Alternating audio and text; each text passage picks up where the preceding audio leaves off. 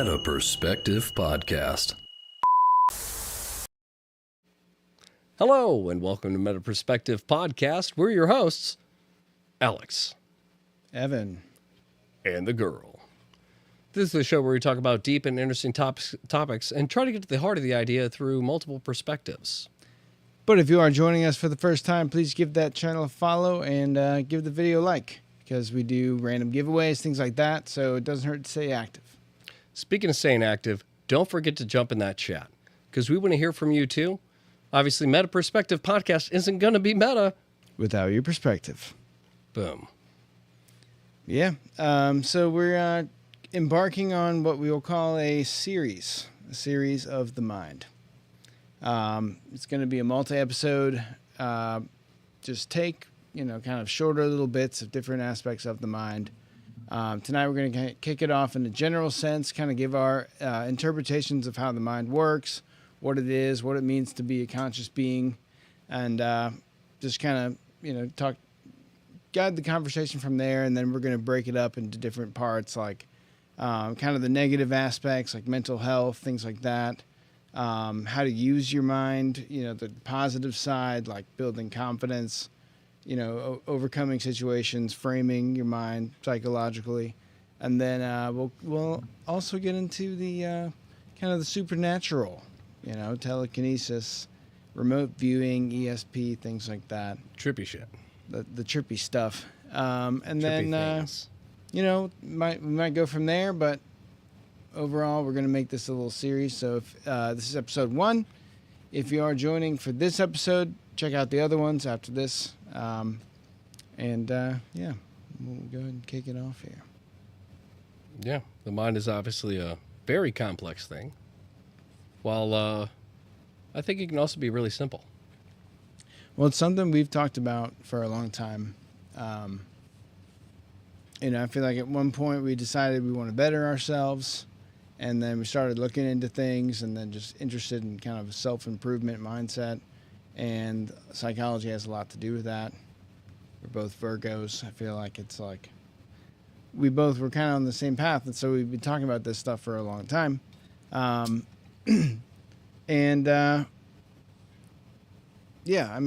to kind of break it out, the mind is an organ.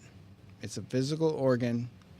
It has all these chemical properties. I mean, you trust the pharmaceutical companies to manipulate all these chemical things about your mind to make it do certain things and all that. But, the reality is it's super complex, but it's a biological tool.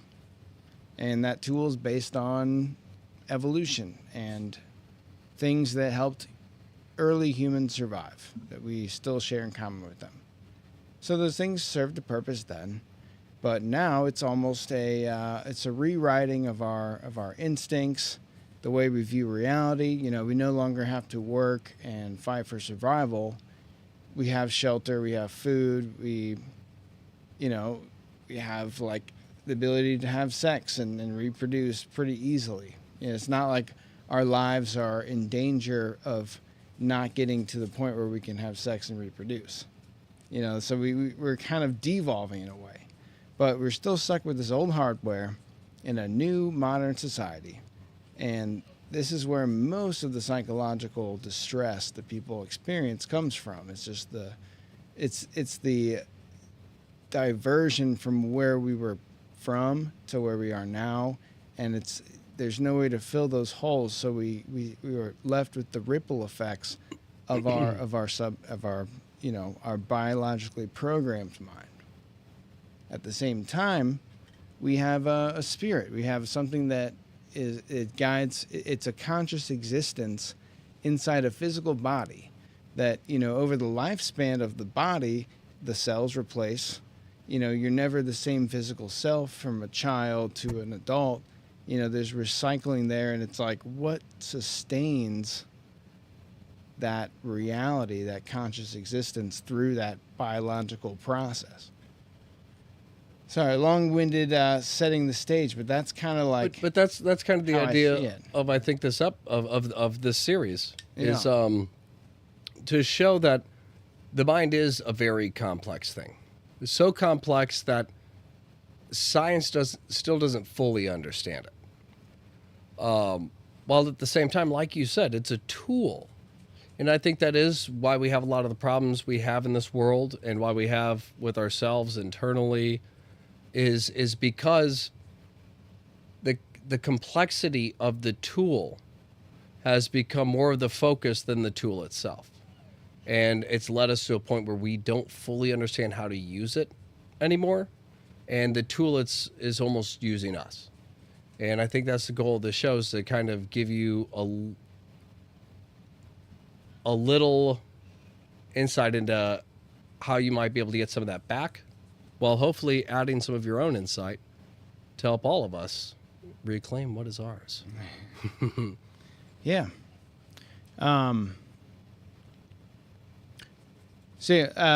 We got the chat up here if you guys want to join in, let us know your thoughts and things like that as we go through this conversation. Let's maybe get a little more work in the camera angles if we're talking here, La Nina, if you don't mind. Bouncing back and forth, yeah, I'm about it. But to kind of go into so the mind, like we said, it's a tool. Basically, we have this thing to deal with, and most people feel basically where most people are is that they don't realize that they are subject to the reactions of this mind. This mind is a tool, like we said. It's programmed for a time that we're not in now. So a lot of times our mind hurts us. It tells us things that we don't want, that make us have fear and doubt, for good reason back then. Now, you're not going to die if you approach a group of people and they don't like you. You just walk away. Back in the day, if you approached a tribe, you would literally die if they didn't like you. So, a lot of these things kind of prevent us from kind of breaking through that. And most people are stuck in this reactionary mindset where they feel the world does unto them, instead of realizing that it's kind of based on your perception, and what you do unto the world is how you can flip that realization of, I'm just dealing with what I was given, and okay, now I can actually control this tool. I can start to use it and understand it in a way that it's going to not only make me grow, but it's going to protect me from psychological damage and being held back from, the things that I have a higher calling to do. It's like it's like a car. You don't fully understand how the car works, but you obviously know how to use it, and you have a few ideas of how it could help you. But just one moment where you put sugar in the tank, let's put that in the gas. Yeah. Suddenly, you're not supposed to do that. Right? Don't do that. Disclaimer, don't do that. But the engine seizes up, everything starts to fall apart. Suddenly, the tool you were using, you don't know how to fix. And now you're struggling because you're having to walk everywhere. So everything's taking a little longer. You're never really accomplishing anything the way that you used to because you're late to everything you go to. So that's kind of the mind is. It can be one bad circumstance or or like a hit you take, like you break a leg or something and you're stuck, on a couch for, 4 months and you're just by yourself in your mind and just, you're not exercising. Everything starts to get soft. Your mind can go into a physical depression. There's so many things that can happen that can hurt this tool, this vehicle we use. And that's where I think a lot of us get stuck into these other areas, like we'll go into at a point with depression and all this stuff. But what we're doing is we're hurting the engine. And without trying to understand it, You get left with a vehicle that's got a flat tire, blown engine, you name it, and you don't know how to fix it. So, Yeah, I wanted to go off of something that you said there that it's the idea that our brains are plastic. Yeah, that's kind of what people say. It was like they are moldable and they take shape, but if you apply pressure and start to change them, they eventually change their mold. And that's kind of like that opens up one thing that I wanted to kind of address, like a deeper side of this. It's this tool that we're given, it's set in a way that if you do something for a while, if you have a mental pattern that is extended for, multiple weeks, like 3 weeks or something like that, like habits, things like that. Like if you act a certain way or do a certain thing or involved in something that amount of time, it starts to change your mind. Like you start to say the same words and phrases that the people that you hang out with, it's that, as we go through life, our minds are, the way that they deal with incoming information is like kind of a culmination of the last, couple short-term periods, like couple weeks or so. And then we have like a memory bank of everything past that we use to kind of interpret our future situation. And that, that kind of comes down to like, a brainwashing thing. It's brainwashing is making someone believe something to where it influences their current decisions because they've already built this belief. So then any new information, you're going to act a certain way because of what you believe now. And that's kind of how our minds are plastically like going through things. So if you are a depressed person or somebody who's like, in some situation, it might take some time to get out of that, but it's not ultimately, you're not stuck in that reality. It's like you can do things to mold your brain and kind of use it to your advantage as opposed to being a slave to it. yeah, it's like, it's one thing to learn how to drive a car and get good at driving a car. It's another to learn how the car works. Then it's like, I can actually make this thing more fuel efficient. I could actually make this thing faster while being more fuel efficient, which means it would take less energy to do more. I could make this thing more comfortable. I could make this thing look better. I could make it more stylish. Fuzzy dice. Yeah. I'm just saying that's comfort and style. Pink. Velvet interior. This guy's speaking my language. Spinners. The point is, just like anything else that you respect and use, you should get familiar with your mind. You should get familiar with how it works, and you should try to learn and understand it so that you can figure out how to improve upon it. Or at least if something goes wrong, know how to repair it. You don't want to be in a situation where something happens and you don't have the tools to fix it. And you're like, how do I go on? How do I learn to fix it? Because part of me is damaged and I don't have the tools to learn like I used to because the vehicle of learning has been damaged. Dude, you said something good there, kind of about self-awareness where like, one of the best things you can do to kind of take control is to just be self-aware of, what's going on in your mind, what you're doing in physical space and the things that you're saying. Because like a lot of people just kind of word vomit, just like have nervous tics and move and stuff like that. But like just to get if through you're kind of aware of that stuff, like, okay, don't move. Then instead of like fidgeting physically and mentally fidgeting at the same time, if you're physically still and you're aware of that, now you're aware of mental jittering, so it's like, okay, I'm physically still. Now I have more control over my mental state where there's no reason why I should be freaking out and standing still. It just doesn't make physical sense. And maybe I should quiet my mind and really focus and listen to the person talking instead of just trying to talk.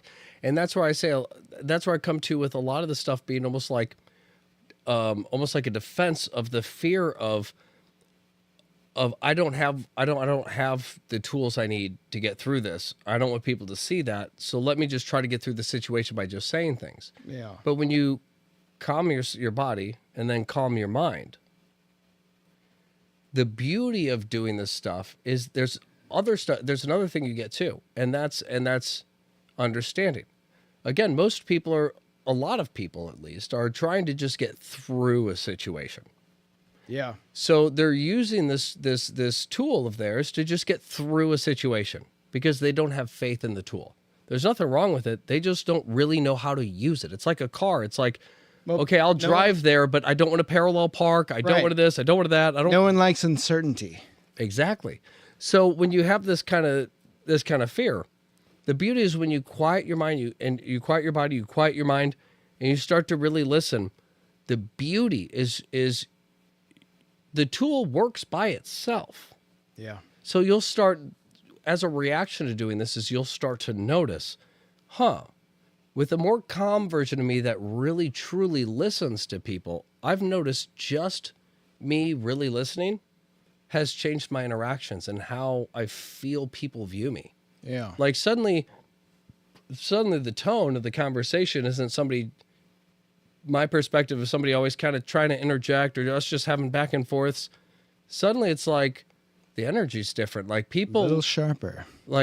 listen to me when I speak now, and I have stuff to say, and suddenly they're not just looking at me when I talk. They're actually invested. Focused. And you start to notice that when you make little differences, they have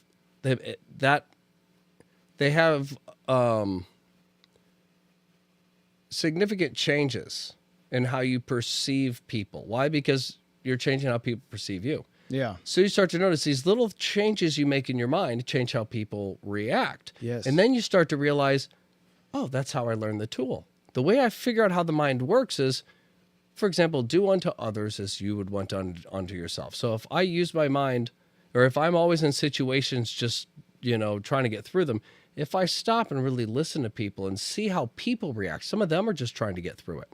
But instead of me being that person, let me watch how somebody else does what I did. Let me see how it works. Yeah. Let me see how eager and desperate they are to seemingly kind of act interested in me without really listening. It's like, I see the desperation. I see this. There's all these things. And now I'm understanding my mind. I didn't have to understand that. I just had to quiet myself enough and look around and just see how it works. Watched it. When I change these parts of myself and I take this knowledge, apply it to myself, and I'm like, I won't be this way anymore. From now on, when I start the conversation, if I notice any nervous part, I just reground myself and just really listen. Yeah. Now, suddenly, the information I'm gathering off of people is totally different. Now I'm learning different things about people. Right. Now I'm learning something about respect and how respect works with people. Now I see some people arguing and getting mad, and I'm seeing how anger affects people and how the conversation's not going like this one. It doesn't seem like they're really trying to figure anything out. They're both just yelling their own thing without trying to get each other to understand it. I see what anger does to people. You start to learn how all these different emotions and thoughts really affect how you work and how you process and how the tool is meant to be used. Yeah, man. That's that's true, because it kind of does speak again to like the whole reactionary mentality where, it's like, I've never been an angry person. Like, just at my core, I've never really been an angry person. It's almost like, Well, especially with how you were raised, your dad is like one of the most chill level attitudes, man. yeah, He's so chill. I never saw any anger. Maybe, you could attribute to like my growing up or whatever, but also it's like, Was never normalized to you, which I think is a huge thing for people to acknowledge. It was never normalized. Expressing anger wasn't normalized, so you never really expressed anger. Well, I was a punk ass teenager and got my angst out. You're a little Maybe punk-ass teenager.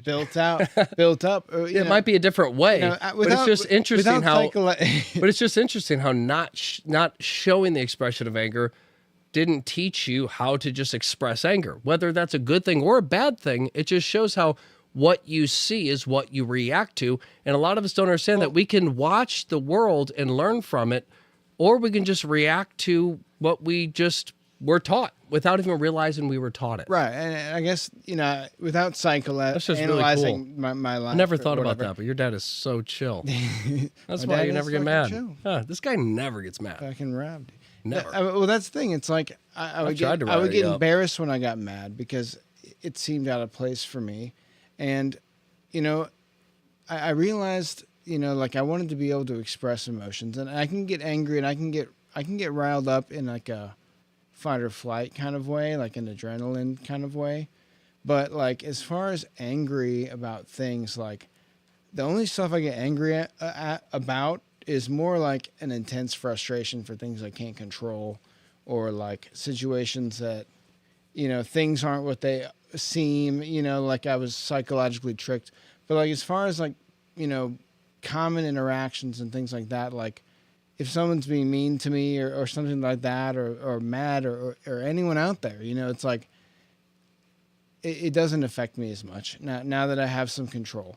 And it kind of comes down to like some experience and being able to frame things in a certain way where, you kind of strengthen the core of what reality is. And it's like, does this really matter? But a lot of it too is what you see from other people. Most people reactive, they just get angry at stuff. And they are aggressive and they lash out and it basically they don't know why. They feel like they can't control it.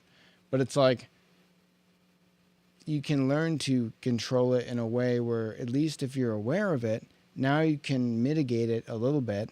And then if you do that enough or long enough, then you basically kind of overcome, something. You get to a plateau maybe you push beyond it if you go further, but like you at least will come to a stasis where it's normalized and it's not hard to do anymore because like back to the plastic thing. It's like, once you quit smoking cigarettes or whatever, it's like after 3 weeks, it's easier. Or once you change a habit or something like that, like you start eating healthy and your body changes to be comfortable with that. It's like, no, your brain changes too. And that's kind of like you're never stuck. And, being able to control your emotions and being aware of where your mind goes is the key to bettering yourself in the long run. Just because no matter what, at least you know where you are. And you're true to yourself about that. You're like, okay, maybe I'm a dick that overshares. Like fucking Andy in The Office in like season 3. He's like, going around to like all the, I don't know if you guys watch The Office, like he's like going around to Michael and like trying to be friends with everybody, trying to make Dwight Trying too hard. And you just kind of, you're like, oh God, get away. It's like, realize that you might be that person. And like, that's okay. Just change a little bit and try it out. And then everything has see people's strengths and reactions. weaknesses. Yeah. If you're not aware of your weakness, then your strength isn't standing out. But that doesn't mean that you are a weak person. It just means Right, there's no shame. If you fix the weakness, you just have to acknowledge the reason your weakness stands out so much is because your strength is that strong. The problem is your strength isn't standing out alone. Right. So when you deal with the weakness, for example, kind of like you said, let's say somebody at the office who just won't shut up. They never know when to shut up. Everybody at the office has work to do when they're at the office. Yet this person will sit there and talk to everybody for like 10 minutes straight. And you're like, Yeah. do you not Don't have you work? get the hint? Do you not do work? Like I'm literally full of anxiety thinking about how like every second you keep talking is putting me behind on getting this done. And I need to knock this out. This is side work I've been planning to get done all week. And I finally sit down and why are you talking to me? How long is this going to go? And it's like, that person doesn't realize that the conversation, you're like full of anxiety, hating them. Right. And you're like, Yes. nothing you're saying has substance. There's no your point to this. micro expressions Yeah. and your face. Yeah, your body language. Why aren't you reading that I'm uncomfortable? Why aren't you noticing when I'm like, yeah, okay. And that's cool. And then I turn and it's like, oh, I got a lot to do. And it's like, you're not picking up on my signals. Nothing. You're in your old world. When you get rid of the weakness of trying to be that extra or whatever it is that causes you to blindly try to prove yourself to that person instead of just saying, you know what, that person looks busy, I should let them work. Yeah. And only really talking and getting into a conversation when it's necessary and somebody brings it up to you, if you can learn to do that, suddenly you are a very, very powerful conversationalist because of how engaged you can be. The problem is, it's like a firefighter. You're great at your job, but you shouldn't go around spraying everything all the time. There's a moment and a time and a place. And you might think, but fires don't happen that often. Yes, but how amazing is it when those people come and like within minutes it's done? Yeah. Something that should destroy the whole block and they just stop it, isolate it, they know everything to do, and it's done. That's how you can be with your mind, where somebody can be going through something traumatic and it's their life feels like it's falling apart around them, and they just open up to you, and you have the power to listen and take it in a way that other people don't. And you have a way of responding specific to something in a way that a lot of people don't. And it's because you took yourself out of conversation and started focusing on other people. Maybe your weakness is I'm too focused on me and I'm too worried about me. I have too many insecurities that maybe it's showing through my defense of trying to prove to people like, look, I'm good at talking. Look, I'm good at this. Maybe I should just accept that I am good at it and I don't need to prove it. And when the moment comes, I'll be the one to put that fire out. And that person will sit there and be like, thank you. That's the conversation I needed. Like that, like, thank you. And you're like, wow, like my conversation is a power. I can be a hero with this, or I can be a nuisance and be one of the most obnoxious people in the office. Well, I mean, another thing kind of to that too, like, you know, just the idea that, you know, most people are reactive to social situations as well, because they don't understand that their mind is just gonna assume the worst in most scenarios, is gonna wonder whether the person likes you, if there's something on your face, if what you're wearing stands out, and then you feel weird, and then you feel like you're standing weird, and your body language is all off. You know, like these things like that are going on in your head, they have a psychological output that like you're talking, you know, we've both come to the point where we can kind of read that stuff, like and it's like confusing when people can't, right? Because and it's all what's going on in their head. So if you're talking to somebody, you know, to kind of go with the office like work area thing, if you're trying to sell somebody something, and you're not trying to like rip them off or anything, you're just genuinely trying to, you know, make a sale for your company. It's good for them, it's good for you. But like, you know, you still have to go through the sale thing. So it's like, you know, in that scenario, in order to kind of function in the right way, you kind of have to be in the moment and not worry about what they're thinking, if they're judging you, if they're not going to buy it, like how you're going to convince them to buy it. It's like you basically have to kind of free your mind of all the clutter. You know, just cut it out. Be in the present moment in the way that, you know, and listen. You realize that your mind is just a tool, and it's gonna throw you static. It's gonna throw you static at all times, and the best thing that you can do is just know that it's just static. It's just stuff, and you focus on what's right in front of you, and then you're present, and then in those scenarios, you don't have to feel all of these certain ways, like things are going good or bad, or be worried about what's about to happen and uncertainty. You're physically calm, you're mentally calm, and then whatever's happening in front of you, that's when the universe works. That's the razor's edge of the current quantum reality that you're going through as a conscious being. And if you're present and you're there, and you're able to just clear your mind and see what's happening in front of you, that's when you make the best decisions. That's when you think the most creatively that you could. That's when things come to you, like when your mind's not worried about all this other crap. That's when you're like, oh, $1 million idea. And you're just there. And it's not like a hard thing. It's just, it comes to your mind because when you cut out all the shit, only the flower grows. You know, and you weed your garden. And what is the shit? The shit is all the stuff that doesn't help it grow. Yeah. And what is growing? Growing is the flower. What's a flower? The flower is whatever you want. You want money? Okay, what are you feeding that flower? I'm feeding it just like all these negative thoughts, all this stuff of like, I want money, but I'm so broke. I don't know what to do. I don't this.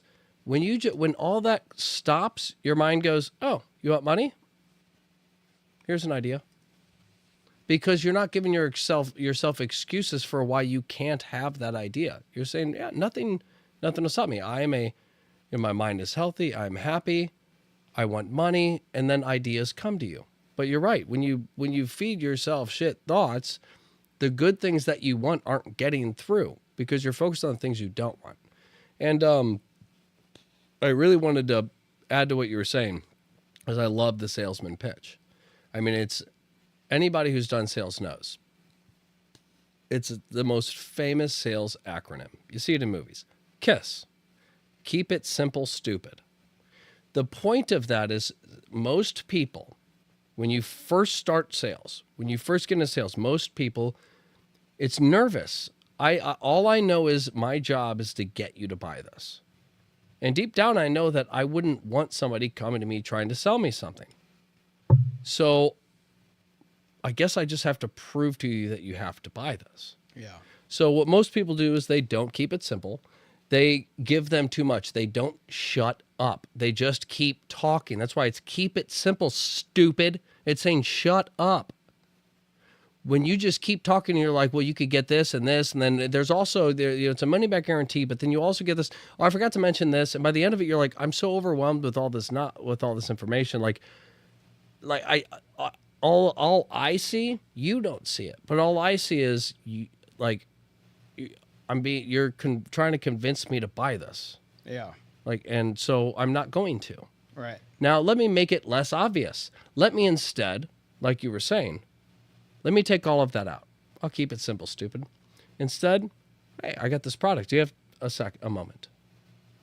No, I don't have a moment. I'm actually on my way to this thing, blah, blah. I'm kind of late. Oh, no, I totally get it. I would hate if somebody held me back on this too.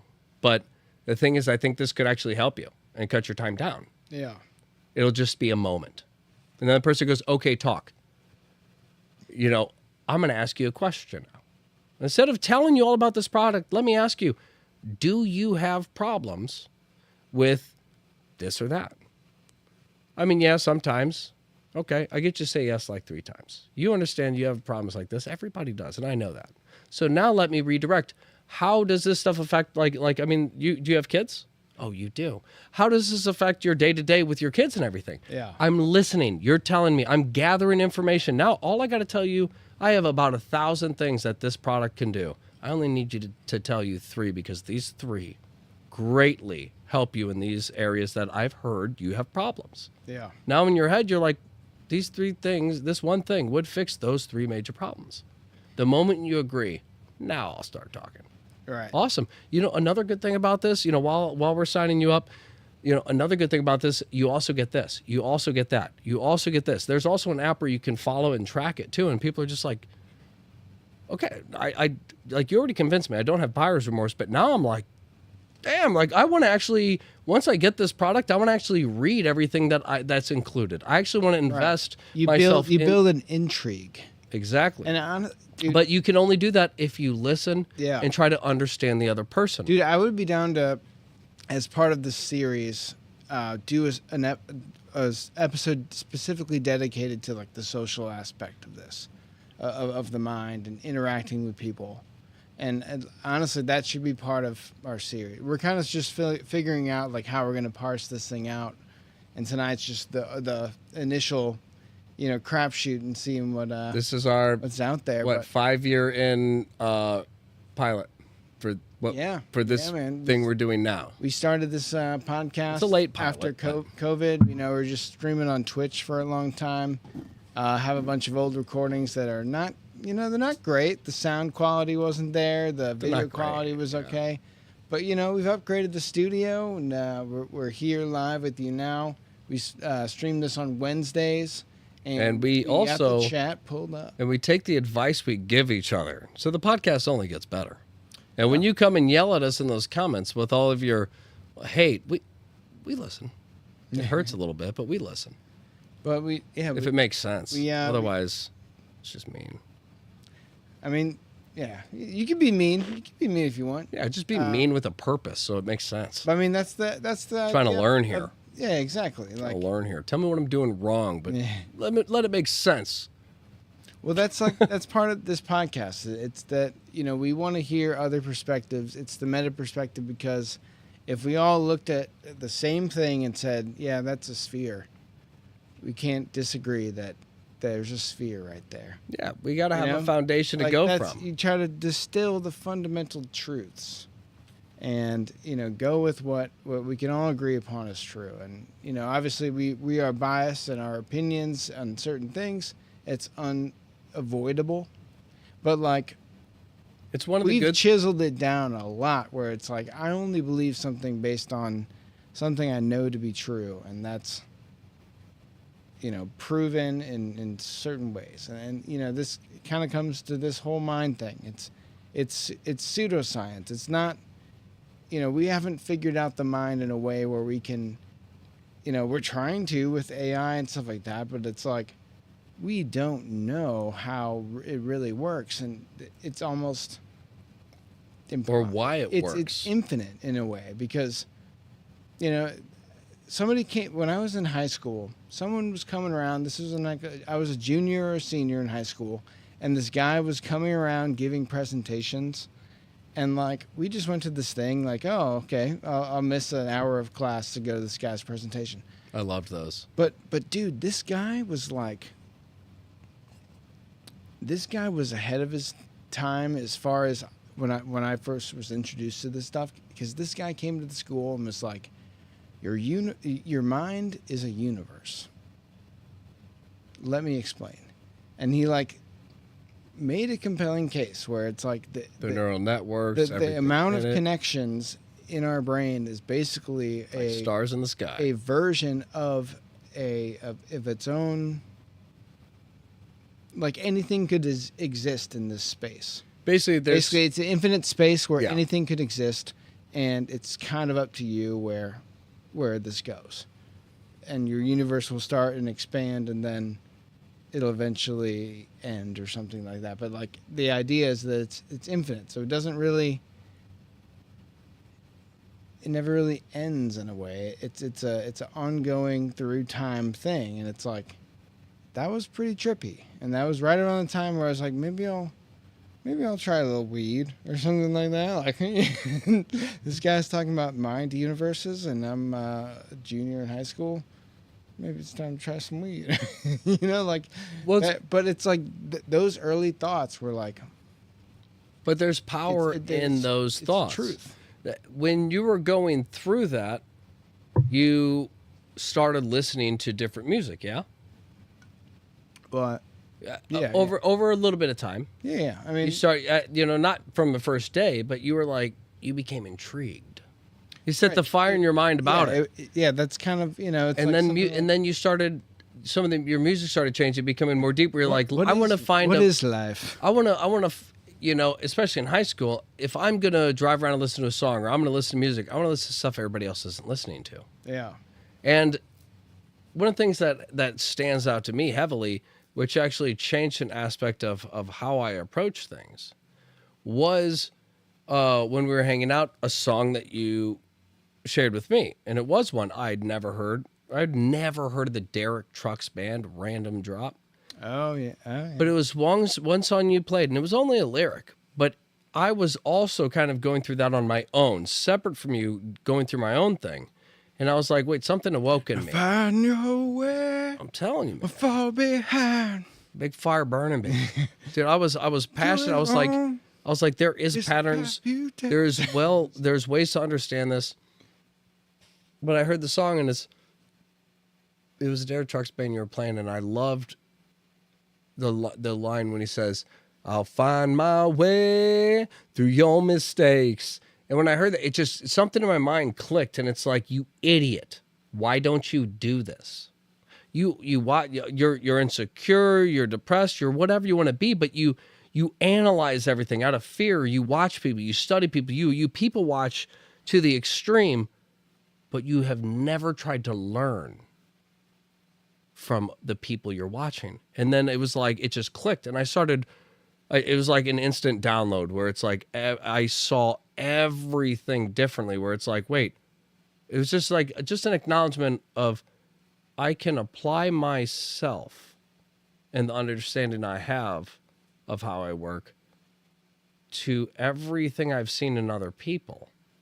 And the moment that clicked, it was like, oh, suddenly I was like affirmed that yes, like a lot of this is 100% correct. It's not my thoughts. It's just the way it is. It's like, I'm not somebody special for being like, hey, I found out, grass is edible. It's like, it's just, if you eat grass, you'll know it's edible. There's nothing to prove there. It's a truth. And it's like, I started to realize, like, suddenly it just clicked. Like, when people do this, I don't agree. But instead of just not agreeing, let me try to understand what happened in that scenario when they did that with their partner, right, and how it all affected. Let me try to understand the person who cheated. I'm just taking one side, but let me understand the situation and try to see how life plays out with emotions in the mind, because that's all I am.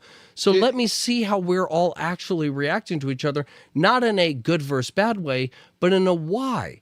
You could sit there and say this is a bad person because they did a bad thing, or you could learn so much from people that when you see somebody do a bad thing, you go, that person did a bad thing and that person did a bad thing, but that person isn't a bad person. Yeah. That person did a bad thing based on their own pain. That person did a bad thing, and I can label it out of how characteristically they enjoyed it. While this person, you can tell, is more of like a car spinning out. Like, yeah, the car hit you. I'm sorry, but what you don't see is it slipped on a patch of black ice. Like, we need sympathy for this person. Whoa, where? Sympathy for black guys? Where? No, but no, I'm kidding. But seriously, but that's the idea. Is when you see through all of this stuff and you understand people's mistakes, you understand a lot of people are acting off of mistakes, and then you start to see everything's not so black and white as these people are wrong for making a mistake, and I condemn them. Sometimes it's, hey, this person just needs a conversation so they understand that everyone else sees them and they're just spinning out, and it's like, hey, what you need to do is turn the wheel the other way. Lean into it, and you'll level out. And the person's like, thank you. I'm spinning out, and people are telling me I'm spinning out. I know I'm spinning out, which is causing me to spin out more. Why are you, like, I know what's happening to me. Why are you reaffirming it? Yeah. But to be that person who goes, no, I think I see why they're spinning out. You need to recorrect the wheel. And then they recorrect the wheel, they stop spinning out, and they are able to get in a straight road or a straight line and drive back onto the road. And it's like, they look back and they say, thank you to the one person who sees through the mistakes I'm making and can understand why I'm making them. And that's the point of understanding the car that you're driving. And so anybody can brag they're a good driver and be like, look at me, I get girls, I get money, I get this. Yeah, so you're using the body well, but do you understand it? If something falls apart, can you recover? Or are you somebody who, when you lose things, nobody's there to help you, and you don't know how to help yourself, and you fall apart, get a huge gut, and just let yourself go living in a motel? It's like, what part of you, what is your value? Is your value in the person that you built up, that people support you, and that's why you've become rich? And if you fall down, there's plenty of people ready to help pick you back up. And that most millionaire stories, when they're like, I lost everything and I got back up. What a lot of those stories leave out, unless you look into them actually really diving into it, almost every story will have the same thing. And it's, I was at my bottom, but a friend helped me. A friend gave me a chance. Yeah. That's how the mind works. And that's how we have to see it with other people. We need each other. To go off of that, and kind of something that you were getting to, I found my way. Well, no, I mean, you were saying, kind of to put yourself in other people's mindsets and kind of understand Your mistakes. like, Yeah. being able to analyze people, not just put yourself, it's empathy, really. It's empathizing with somebody in a way where you can kind of put yourself in that mindset. And that's, I was going to say that's something that that's something that's been proven to actually be real. Like when either when you dream or something, like like you feel like you're running or something like that, but like the parts of your brain are trying to run, but you're physically not running. So there's a weird discrepancy, and you feel it in the dream. But it's like they've measured this on athletes. It's like where they think about, visualize, making that shot or that, pass or whatever it is, and they're just like hooked up to all the brain machine, nodes or whatever, and then like it's the same mental activity as if they're actually physically doing it. So like we know that just being able to put yourself in a situation where you're visualizing, you're trying to understand either the person's perspective, how to make the pass, you're recalling an old past memory, either with trauma or something that was very stimulating, that was good or bad or whatever. When you think of that, it's like it activates that part of your brain like you were there, both physically and mentally and emotionally. So it's like, being able to step outside yourself, one, observe yourself in a way where you're self-aware, and then two, be able to go into another person, ideally at the same time, but maybe you just start thinking about these kind of things. If you're not used to this kind of mentality of having control, it's like you can observe yourself outside of yourself, and also put your mind into the person that you're staring at, and kind of notice the reactions and the things that they do, and you kind of know where they are because you relate to it, and you're like, oh, when I react to something I don't really like, I tend to do that kind of thing. So I recognize that. So now I'm going to change what I say so this person has less of a guard up, because that's not going to be anywhere constructive with that kind of, it's like that's the stuff you start to notice. It's like language. When you put yourself in someone else's mind, and also are able to see yourself outside of yourself. That's a huge step that anyone should take. Like if you're trying to understand, take control, understand psychology, doing that, someone else's mind in context of your own, and being able to be aware of that is a huge step. Yeah, 100%. That takes practice. You have to like try and think about it consciously, but then it just becomes second nature. And I believe the reason for that is because of a universal truth. And I don't use truth lightly. Something that you can't disprove. Maybe you couldn't prove it, but any other way you try to explain it, you could disprove. Yeah. But there's one way that you can't disprove it, and it's the way that you are. But all of us look at ourselves as so unique. So it's like when I react to something, it's specific to everything I've gone through, this and that, and blah, blah, blah, and all these things. Like, and there's aspects of that are true. Yeah. But the emotional level in which I deem something, there's the weird universal truth that I've kind of learned is we all label things almost the same intensity, regardless of what we've gone through. That's the trippy thing. Yeah. And we can say like, well, no, somebody who's gone through more painful stuff, they're more easily adapted. They may be more easily adapted because of what they've gone through.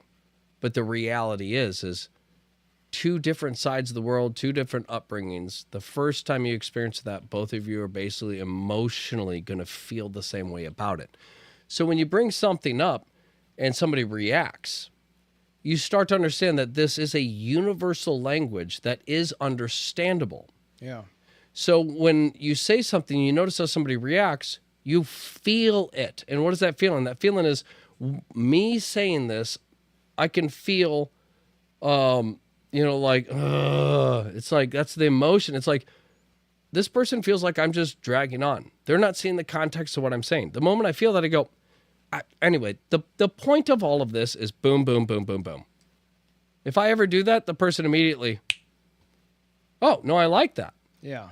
it's not that they weren't engaged in the conversation. It's that I went airheady and started zoning out and just saying things. And they were like, I'm getting lost. You're just talking to yourself at this point. Like, Yeah. do I have to still be here? And I feel that. And it's like, oh, let me correct. You're here. Let me really pour this back into you Yeah. and simplify it, because out of respect, let me make this short Right. and simple. And then you notice their reaction of, oh, okay, I'm back in. And it's like, oh, you weren't upset. You weren't this. You were just, I don't want this to keep going. So I stopped it.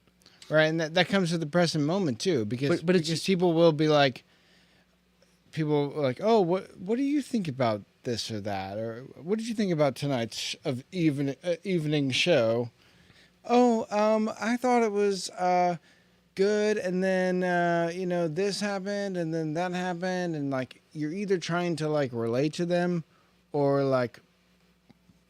It's just Or you're trying to show you start off that, talking, that you you don't saw it in a unique way, or right, like you're trying something. You in your mind, you're like, I either have to impress them with my response because I like that. care about You're this, trying something. or I'm gonna try to seem cool and come up with something. It's like most people are thinking like, how do I play this situation?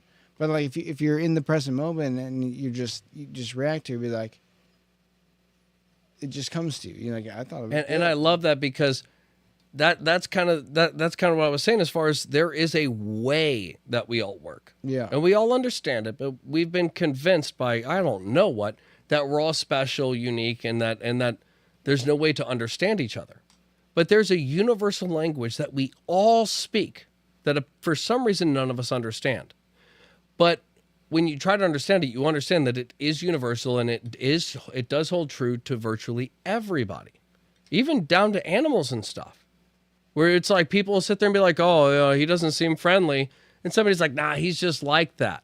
And then he bites him, and it's like, he's never bit anybody before. It's like, well, I don't know any other examples that you're thinking of, and you love this dog, so you might be a little blind and think that he always acts this way. But I'm telling you, what I felt is I'm going to bite you, and I want to bite you. Yeah. So whatever you saw in other circumstances, it wasn't this energy. You're blind to the language he's speaking. He may have barked, he may have growled, but it wasn't that growl. That growl was very specific. I'm going to bite you.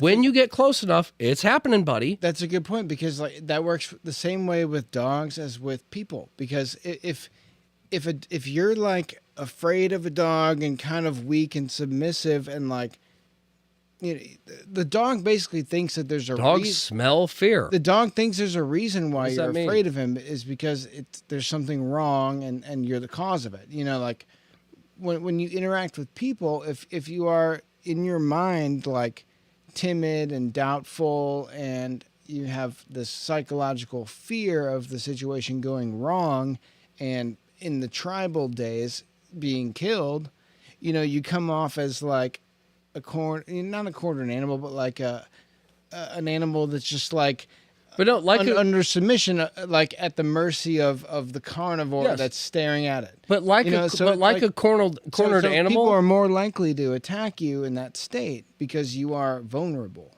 Exactly. And I it's been driving me crazy, because there was something I wanted to get to your last thing, and I lost it, and it just came back. Yeah. But like a cornered animal, it just reacts, right? And people don't realize, I loved what you said. That's why I reiterated it right after you said it. Trying something new. Yeah. If you're not trying to learn the language that we all speak, or you don't know there is a language that we all speak without speaking, if you don't know it, you're constantly trying something new. And I think that's most people. I think most people are constantly just making themselves awkward, just saying things, trying to stand out, trying to do this, trying to see what works, because they don't know that there is a way that works. But they think they're unique, they're different, and it's like, no. What you feel, we all feel. The same emotions. Well, The value is right, almost the right. same on everything. I meant more like trying something socially. Like I'm trying to come Yeah, off as but- cool. But that's what I'm trying saying. to come off If you understood the know. baseline, you wouldn't be sitting there trying to come off trying new things. You wouldn't be Right. trying to come off as cool, because you'd be like, you know what? If I'm in a situation, I don't want somebody to try to come off cool to me. What I want is Right. somebody just to be themselves and just talk to me, because I'm a good person who wants to hear you. Why do I not think other people are good and just want to hear me? Yeah. Maybe instead of trying to be something, maybe I should just listen and get to know them. And maybe if they ask, I should just genuinely let them know who I am. Yeah. The problem is everybody's trying new, different shit. Just be a person and be like, hey, I love you. I don't know who you are, but I want to get to know you. Oh, I do or do not like who I've gotten to know. And now I will make a decision to leave or stay. Yeah. Like, why complicate it and be like, I don't know how to figure out what you are, but if I act cool enough, you'll want to be around me. And then after I've been around you enough, I'll decide if I want to continue. And it's like, okay, it's been 3 years. yeah, Like, I'm just saying that I is a, feel like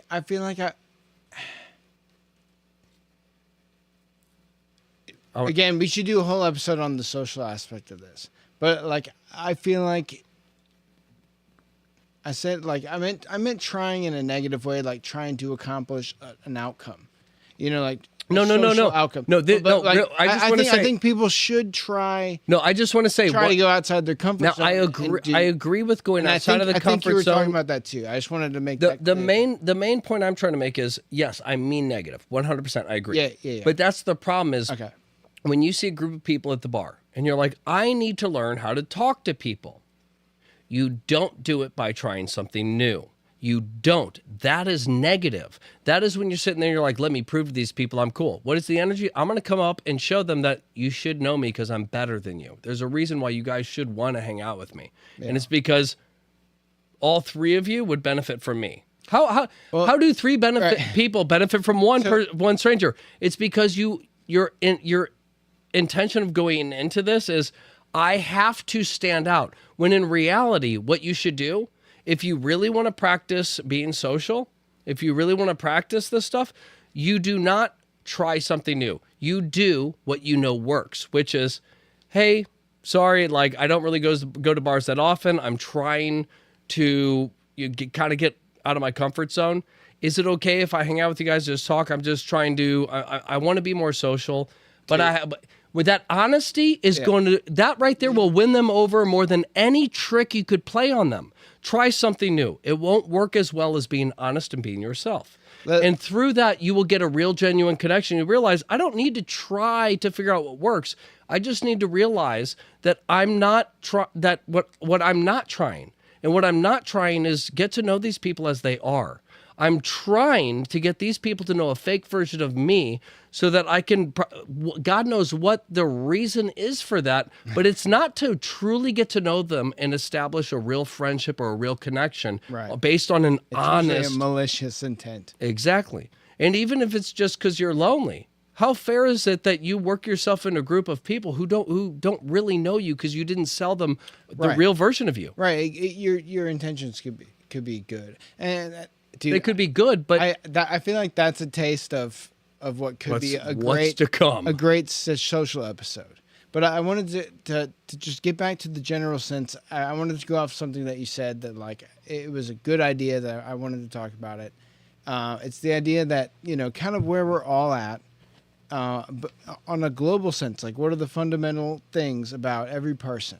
And I think it kind of gets to the social aspect is that we all want to be seen. We all want to feel like our conscious existence is experienced by other conscious beings, which helps us feel like we truly exist. And that's kind of like, you know, I think what everybody's looking for, you know, at the end of the day, whether you're on the highest point of the totem pole and you've already achieved it, or you're the lowest point of the totem pole, or you're somewhere in between wanting to get higher, you know, it's like we all want to kind of be seen, and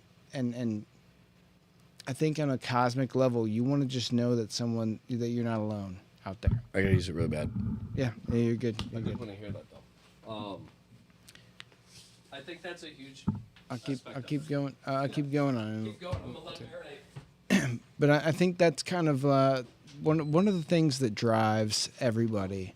You know, now that if you look at what is it, Maslow's hierarchy of needs. I don't know if it's Maslow. It's something different, but it's like we have our food, we have our water, we have our shelter.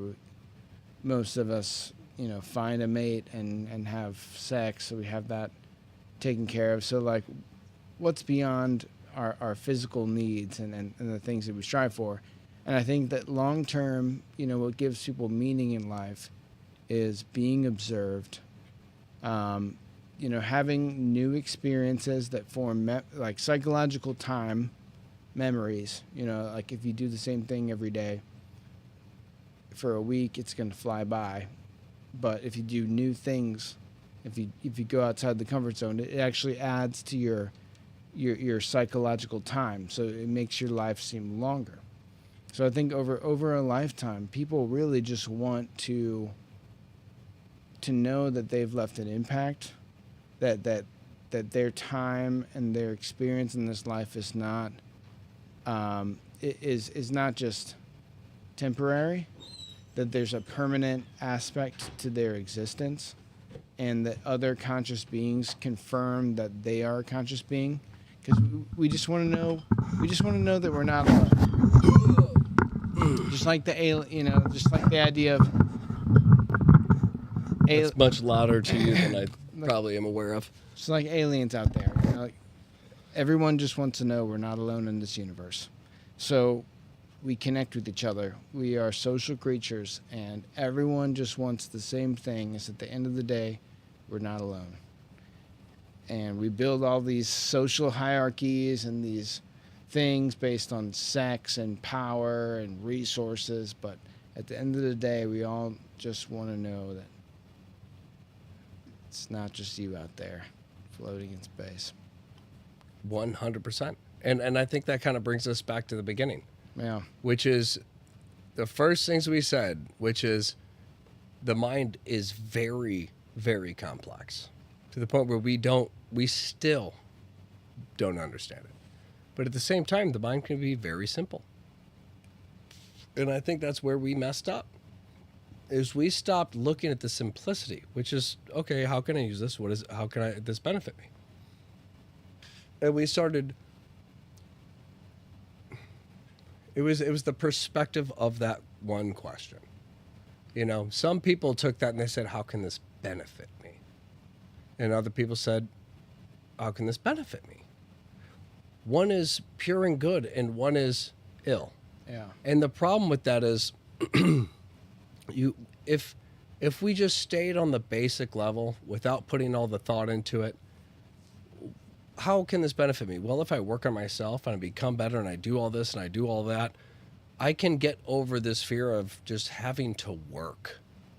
And I can make sure that when I work, it helps other people so that I learn to love my work. And even when it is hard, it's not hard because I've already established a baseline. Yeah. And I've recreated what it means to work. Work is something I'm proud of. Work is something that fulfills me. So, Right. so Right, when like God, like that's the idea of God, or something like, or Jesus, I mean the whole thing. I'm a carpenter. I like, did this. Like everything. Imagine you're an infinite being stuck in a cell or like a white box. What are you gonna do? You're gonna create. You're gonna find a way to work. You're gonna try to do something, like because all these people that are chasing money and power and fame. It's not. I mean, like It's even in prison. it's Nobody- different motivations. There's but, so like, many people who don't work out, but you get put in a Right. cell for 15 years, and you're like, I'm going to start working out. Suddenly, working well, out I'm is saying, fun if you when had, in the if you had in nothing, perspective. if you had everything you want or It's all about nothing, perspective. When you have nothing, you would have to work and build something, and that Like, would be fun in the yeah, moment like, of having nothing. Exactly. So everyone who thinks that I need X before I can achieve X, like that, you got to It's a realize that it doesn't matter if you have everything or if you have nothing or everywhere in between. You're always working towards something, and it doesn't like work. Okay, maybe you hate your job and you're doing it for the money. Well, now you need to focus on, doing something else for the same amount of money. Or working towards where you can supplement that, where you don't have to do the thing you don't like to do. But like, even if you achieve the point where you have the money and you have everything you want, you're still going to want to work towards something. So like, building a way where those things are congruent with your life is kind of your objective. Honestly, it's like a video game. Like if you played the game, you're like, I hate my job, I hate everything about it. It's like, well, think about, Why are you still playing? right. Think about how many times like you could have gone and worked here or tried this or something like that, but like you decided to be the McDonald's Bay worker. Yeah, it's like everybody thinks of a video Like, I game hate to as say it that way, but it's like, but yeah, everybody thinks it's up to you. Everybody thinks of a video game as when I go into a game, I want to just cause chaos or do bad stuff. If I want to do good stuff, like I just do that in real life. This is where I just do whatever I want. Okay, well, this is the real life. How do you feel about work? Well, I hate it. But you're in a game. If you have to be at this job, why aren't you learning how it works, how the business functions? Why aren't you learning about each position there to figure out how this company, at least for this store, how it's able to function, what its revenue is? All of that stuff is public within your facility. You can talk to your manager. He can show you numbers. If he thinks you're really interested and you're like, hey, I genuinely want to know this stuff. If it's not for this company, I want to know, I want you to teach me what you know. And that person will sit there and be like, well, I haven't worked on myself in a long time, and my ego's telling me that time to flex my knowledge. Okay, whatever makes you comfortable, fill me with your knowledge. You could be a fry cook at McDonald's and understand how to run that location. Yeah. Without being the manager. It's like, it's what are you relative- doing it's with your relative- character in Dude, this game? and that's the thing, You it's- chose the job, and you're not trying to learn anything. There's so many things people do, and then they don't reinvest into their decision. It's like, how many times have you bought an instrument and then you didn't invest into it with yourself? And I Did you wanna buy say the something instrument? Just to end it in my yeah. little thing, did you buy the instrument because you thought having a guitar would make you cooler? Or did you buy the instrument because you genuinely understand that you could use this instrument to communicate even better? You just have to figure out how to communicate with it. Like, what was your intention? Were it's like, why did you buy the guitar? And then after you got it, you stopped playing it after 2 weeks. Like, it's what, you don't just do something with the idea of what it can get you. You do something with real intention of how it rewards you. The only way I'm rewarded is by true good. Something that I can sit there and say, I can't be proud of this because what I've done is something that helped somebody. I may not be getting anything back, but the reward in itself is knowing that the decisions I'm making are helping other people. Yeah. If you're going through that kind of run, then I know you really want to say something. Well, no, I could feel it. was I could feel it. like you were going Heavy. on good stuff, but it was off to something that you said, and then, But I feel like it's going to add to it and give me more So, direction, so I want to hear it. I wanted to at least give people hope out there. Like, it's never too late to kind of change your life course, like occupation, whatever your career goal or whatever it is. It's like, I was going to bring up the idea of relative intelligence, and it's kind of based on, what your situation is. Like, someone who does work in a kitchen or something like that, like, it doesn't mean that they're not smart enough to learn other things like physics and biology. It doesn't mean that school smarts and street smarts, that's all bullshit. It's just relative intelligence. It's like, how intelligently have you applied yourself in the situations that you are? Because there's a lot of people that run kitchens that are very efficient and good, and then they learn all these things just, doing these actions and getting these experiences. But those are the same people that say, oh, I can't learn, I can't go to school and stuff like that. But it's like, but you can, because relatively you're as smart as anyone else. It just, you expose yourself to a little bit of school, believe you can, and then dude, you could probably get an online degree in like a year, like a 4-year degree. You could probably, I'm sure there's a way where it's like, eventually we're going to have ways where it's like people are tested based on it's not just like multiple choice. It's like Your intelligence. AI How interaction, fast do you AI grab this? interactions, like virtual worlds where it's like, oh, screw the pipe on the thing, like, and it's like, stuff like that. It's like you can't just bullshit and like be on your phone and just get a degree and then go get a good job. It's like we're gonna be able, like, human beings are capable of learning stuff and retaining it like very fast if they're exposed to it. And if they're interested in it too. Right, and like focus all the kids going going through high school, it's like, I don't care about school, I don't care about math and all this blah blah blah. But if you cared about math, which I wasn't great in school, I decided one day that I was like, I've just been like getting C's and B's, like I wanna get into like engineering, or I wanna actually like at least I want to get A's. I want to get A's from here on out. And I'm interested in this stuff. And it's like my perspective changed. And it wasn't hard to learn math. It was like fun to learn math. Even though I didn't like it, I knew it was hard. It's like, I can learn this. And that's the same thing with, like, there's very little things in this world. As an engineer, someone learns a lot of stuff. There's some hard stuff to learn out there, but it's like you build up to it. And you learn this. Just you're open to learning, and then you can tackle the hard stuff. It's not that hard. What I really want to add to what you said, like the heavy, like bam, punch to make this shit really hit, Mr. Miyagi. When the whole point was wax on, wax off, wax these cars up, sand these floors, clean these windows.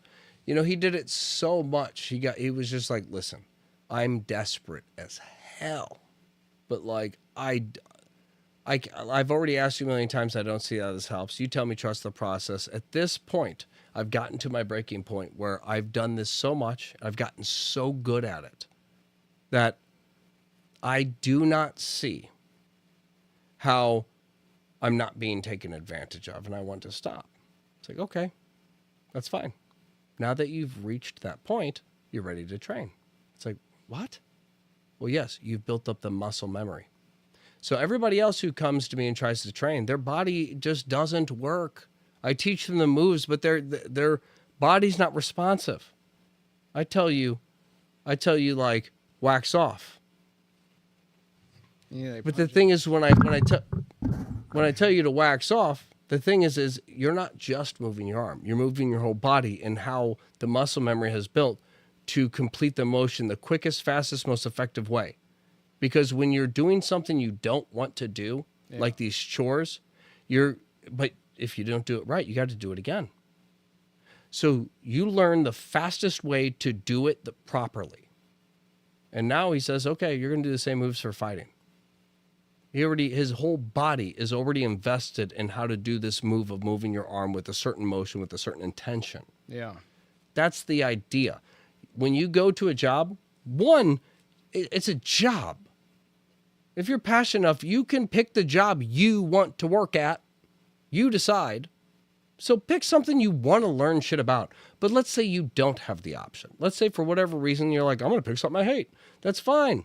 Go work somewhere you hate to work at. But the reality is understand, you can learn stuff about how all of that functions without planning to use all of that knowledge at another Burger King. You can sit there and be like, hey, a lot of the stuff I've learned, after learning everything about this company, I realize is invaluable information that can work at any company. It's not just this warehouse, or it's not just this site. It's not just fast food. It's not just food in general. This is business I have learned. And I learned it firsthand. I understand it. I've seen how it goes, and I've watched the motions. Right. I'm not just theorizing or being taught about how rivers run. I watched it. I heard it. I felt it. Like I was there with the river, and I watched it run. I watched the erosion. I saw the process. So now, go do business. Now go do an online course. See how fast you graduate. And that's the point I wanted to make off of what you were saying is, yeah, somebody can work their ass off to do something, but learn everything you can out of all of your circumstances. Be optimistic. When you're in an environment that you're not comfortable in, try to understand it. Try to Dude, learn yeah, it. like, and, hey- and when you get to a place of like in your life where you're like, this is what I want to do, you'd be surprised with the ease you accomplish it with everything you learned on the way. Dude, yeah, if you're a kitchen manager, go get OSHA certified and go be a factory manager. Same thing. Whether you're getting people to assemble and sell burgers or assemble and sell sprockets. Or learn enough whatever. to create your own You know, it's business like- in your own company. Well, that too. Compete, run them out of business. But this still, guy it's fired you. Create a company so strong you can buy that one, absorb it, and then fire him as a manager. Like, people do that. That has literally been done. I forgot who it was. It was one of the Sharks Well, I or mean, somebody, Mark Cuban. you know, I that's don't the remember thing, who it but, like- was, but somebody was like, That's like the risky option, but like most people just want the easy option. But it's like I'm probably wrong about it being a shark. The easy but- option doesn't necessarily mean go from McDonald's to Burger King to Panera, and that's a career jump, like a good, it's like if you're managing a kitchen, if you're doing something like for service, go like use those same skills of managing people in a kitchen and turn that into a factory assembly floor or something, or like, a construction kind of, or like materials workshop. Or even if you're not Where trying it's to like do you're that, assembling, you're at the like very packaging and stuff, but logistics, and but mainly at its base. you'll make you twice the salary. But at its base, even if you end up unemployed for 3 months afterwards, you will not be sitting at home going, I'm in a worse position before that job. You will sit there and be like, I have knowledge from how that company worked. And I can actually apply that to other things separate from jobs. Yeah. I can apply that into social interactions and exchanges with people and how business works, and apply business with social interactions. Everybody wants something. So instead of me constantly trying to sell myself, I'll be like the business. I want to understand the customer to figure out what it is they want. So maybe from what I learned from that company, I can change how I act with people instead of me trying to constantly sell myself like I see I've been doing based on the business expertise I've gotten. All this experience has made me see that I'm that customer I keep seeing coming in going, I demand this stuff, without trying to understand the process. So why am I trying to sell these people what I got to offer if I got nothing to offer? Yeah. It's like, instead, I need to see what they're trying to buy. So when I talk to people, I'm going to listen more. And then just from that, these people are like, wow, nobody's ever sat there and listened to me like that. I want to get to know this guy. Now I kind of want to start showing off and catering to this person. Nobody's been this real with me. Like I value this person, and suddenly starts to see their intensity build towards you of like, you might be something. And it's like, only because I've worked on myself to not feel like I'm nothing. Yeah. It can be so simple. It can be so simple. Anything you're in that you don't like, try to learn something from it that you can use somewhere. You may not know how it'll work, but just understand the environment you're in. Just like the kid wants to learn how to do karate, and he's like, you have to do all this stuff. He didn't say, I won't do this until you tell me how I can apply it. He said, okay. And he did it. And then he got to a point where he's like, listen, I know now that I'm doing all of this properly, and I know I've done it all properly. I don't want to keep doing this if I'm doing an amazing job and not getting paid. At this point, like, I'm a professional. Either you need to pay me or I'm going to stop. There's no reason for me to keep doing this. And he's like, that's your way of saying, inside, I feel I've mastered what I'm doing. Okay, now you understand the idea of hard work and mastering something without understanding. Now, let me try to give you direction. Daniel-san. And the beauty is he learned discipline through that. Yeah. But it was when through that discipline, he learned how to listen. Now Mr. Miyagi teaches him, and he knows how to listen to what he's saying. The beauty is, the cherry on top is the way he learned discipline applies to it. And that's the beauty of life, is when you work hard at stuff and you do all this, and then one day you just realize your passion and you start to go to it, and then all of a sudden you're like, holy shit, my whole life, all the stuff I've done, all of these things I've learned, they all apply to this. Yeah. I can be the best at this only because I learned from all this stuff that has nothing to do with it. But somehow when I started this company, all of this stuff has everything to do with it. Well, I wanted to, I do want to say something off of that. And this might be kind of my closing thoughts here. We're coming up on the end of our night here. We are planning to do more episodes on the night on the mind as a whole, get into specific aspects, social, the negative, mental health, the confidence, things like that. Spiritual, trippy shit. Trippy shit. But just to kind of finish off, you brought up a good point, and I think that just to kind of close out tonight's discussion with more to come, I would say that discipline and mental control and then things, basically doing something that you don't want to do for a goal or something that is outside of your, immediate, like whether that's you want to be skinnier or you want to work out, you want to build muscle, like, you want to be somewhere in like 2-3 months. That is probably one of the things that's going to grow you the most. And our minds, as plastic as they are, they like to stay static.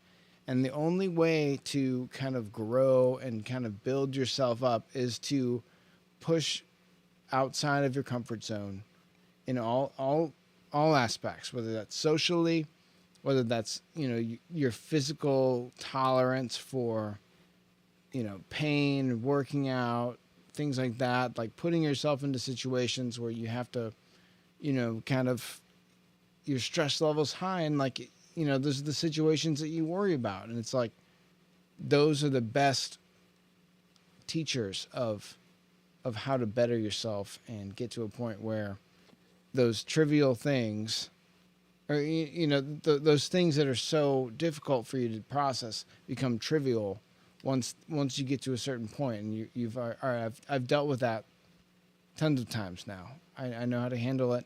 I'm no longer afraid of this. And that's a skill that is not only going to help you in the long term, but that's really like what keeps you from being just static and falling apart mentally and physically and everything. Is you have to keep moving forward. You have to progress. And that's what we're designed to do. That's how the universe works. It was born and it progresses and then it dies and then it starts again. Like, we're always going forward, and you can't be static, because that's going to essentially hold you back. And for my closing, I'll just double down and add on yours. It comes back to KISS. Keep it simple, stupid. Everything you do, keep it simple. Create a foundation. Just like the universe was created. Like you said, have a goal in your mind and you reach that goal. If you push yourself and you believe in yourself, you'll reach the goal. But create a baseline. Keep it simple and just try to understand people as you would want to understand yourself. Create a foundation in yourself of love, empathy, be a real person, grounded in reality. Self-aware. That way, like you said, the trajectory that you take is only going to be good, and it's only going to benefit you.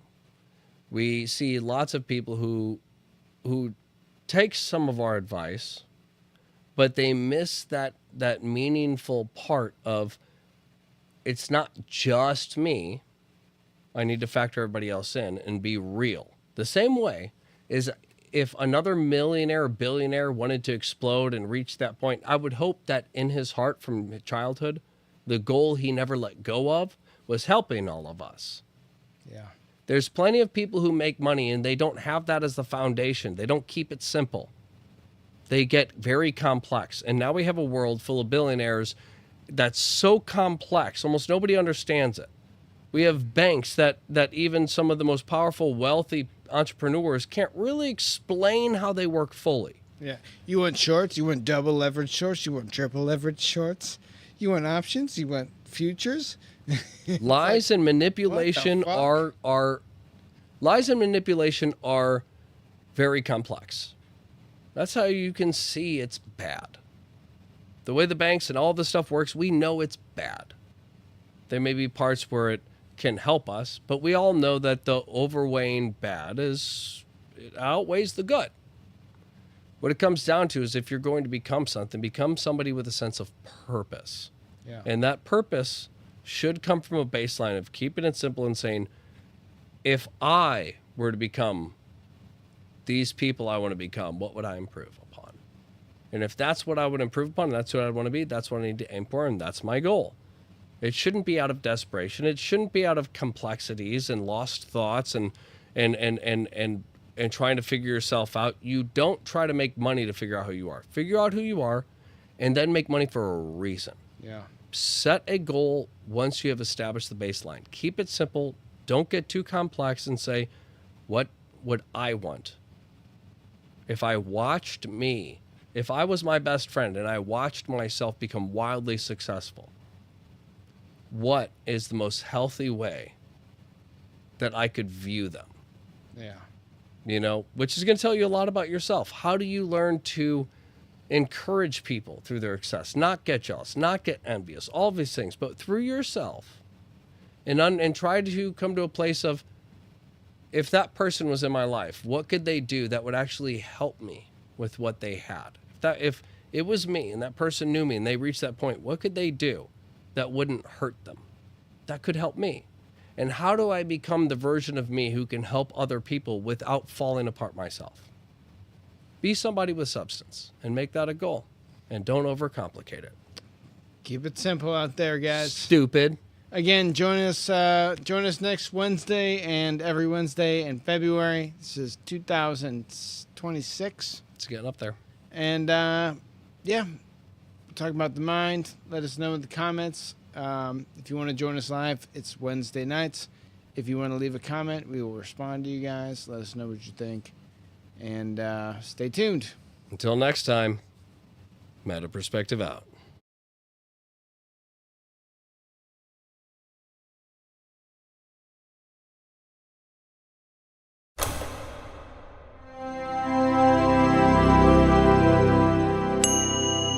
Meta Perspective Podcast.